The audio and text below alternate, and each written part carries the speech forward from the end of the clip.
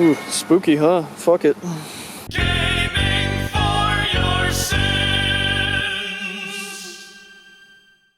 Hi, and welcome back to Gaming for Your Sins. Sorry this video took so long, I had to wait for it to rain again.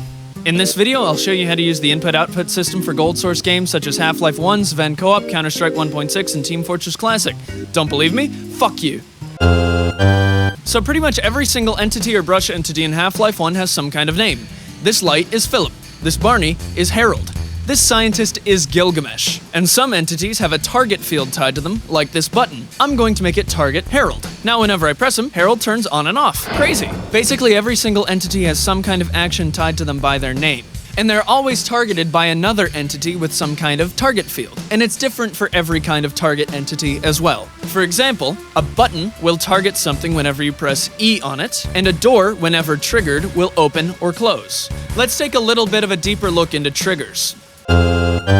If you go into your texture browser, you'll find a texture named AAA trigger. If you place this as a brush somewhere in your level, nothing will happen. However, if you press Ctrl T to turn it into a brush entity, then you can find a whole list of trigger brush entities from which you can select something. A trigger once will trigger its target the first time a player steps into it. A trigger multiple will trigger its target every time the player steps into it. These two are probably the most commonly used trigger brushes. A trigger hurt will cause you to take damage. A trigger teleport will take you from one location to another. A trigger CD audio will play music from a track list that does not at all coordinate with the actual track list that the game's own files use. Why?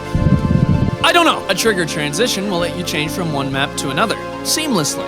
We'll probably get into more depth about these triggers later on. For now, I want to focus on the trigger once. Let's say I want to make a cool sequence where a big door opens once I come into view of it. This map was originally created by Windows for the final death of John Deepline Part 2, Episode 1, The Fall of New York. All rights reserved. I'll place a trigger right here so that when the player walks into it, the door will start to open. To make it feel more natural, I'll put the delay to 2. So 2 seconds after hitting the trigger, the door will open. Problem: this sequence is supposed to be totally fucking rad, but instead it's just a door opening 2 seconds after you hit a trigger. I want some more dynamic shit to happen here, but my trigger can only activate one thing at a time, and that's a problem. I could copy and paste my triggers and overlap them so that you're triggering multiple things at once at different intervals, but that's kind of fucking stupid.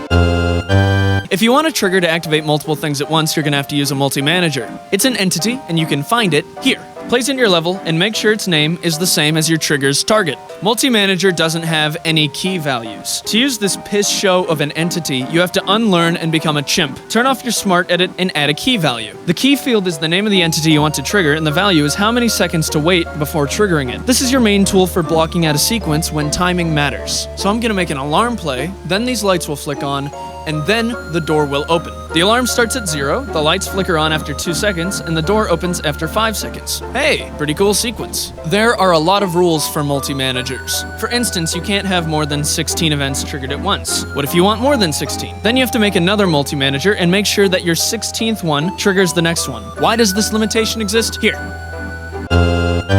Additionally, there's multi-threading. If you want to trigger a multi-manager while it's still running through its sequence, it won't do anything. If you set it to multi-threaded, however, then every time that you trigger it in the middle of a sequence, it will make a copy of itself, and that one will start running. Potentially, if you're fucking chimp brain, you can set a multi-threaded multi-manager to trigger itself, which will cause it to create an infinite number of copies of itself until it hits the entity limit of 2048 and crashes. Multi-threading is okay in specific cases so long as you know what you're doing. If you don't, and you just want to have a looping multi-manager, have it trigger a trigger relay that activates it. This creates a healthy closed loop. But how?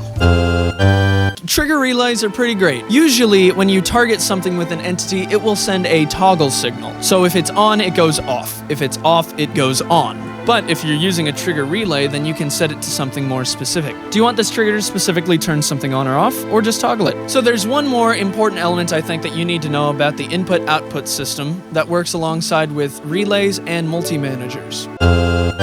So here's the deal. I have a door that I want to remain locked until I break a lock off of it, at which point it'll be unlocked and I can open and close it as per usual. A multi-source essentially acts as a lock on a specific entity. So I'll set up a multi-source next to this door and I'll name it Door Source. I'll place that name in the door's master. Lastly, I'll make a func breakable lock and put it over the door. It will trigger the door source. Now when I break the lock, the door can be opened and closed as per normal. Multi-sources can apply to pretty much any entity you want them to. Whether it be a trigger once that you don't want to be usable until a certain point, or a button that you want to remain locked until a certain set of conditions are met. The button on the catwalk here in Half-Life 1 can't be used until you get to a specific point in that sequence, because they put a multi-source on it to prevent you from pressing it until it's time to. Would have been pretty cool if they did that with the other buttons in the game, unlike this one that you can press through the fucking wall and skip the game and not get the Gauss gun. So now that the input-output system is out of the way, I'm just going to talk about some of the random triggers that I think are interesting. This part really doesn't have much to do with the I/O system at all, it's just things I like. Trigger autosave will cause the game to automatically save itself. I recommend putting one at the bottom of a giant pit so that when you die you get stuck in an infinite hell loop and smash your computer's brain in with a fucking brick. For real though, try to actually put some in your level and put them in reasonable places if you don't want cum to show up in your mailbox after somebody plays your mod. Trigger end section will close the game and kick you back to the main menu. Also place this at the bottom of your endless pits to increase the frustration count by tenfold.